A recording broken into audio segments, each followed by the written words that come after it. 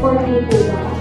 Just per month. So, means, these are mababawasan lang ito. Hindi siya tulad. Magagamit natin ito sa pasakan. Conditional giving of cash to the poor.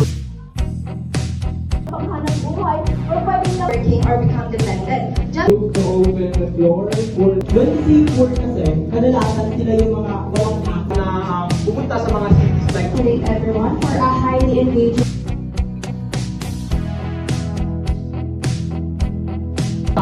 Mrs. Speaker.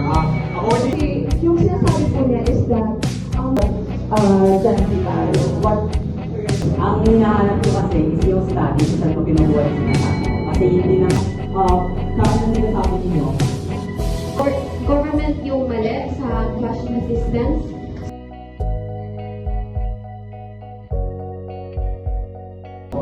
yung pinakakailangan is pumili ng bright politicians na dapat iboto. Pero hindi na natin yung magagawa. Or na tignan natin ang magiging mga fruits and evidence natin. So, now I have 2 questions for affirmative and 2 questions.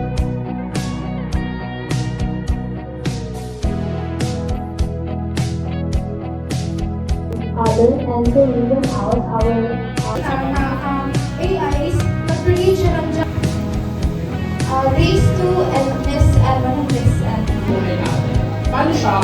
So, my question is, if AI is truly at yung sabi naman ng Android na ito na traditional method.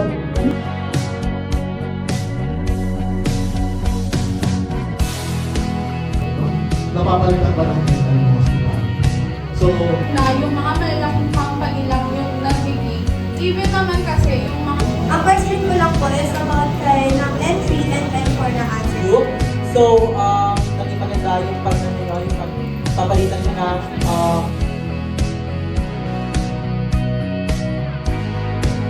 So, thank you po sa question. So, according na po sa study ng AI, yung pagpalit ng mga workers.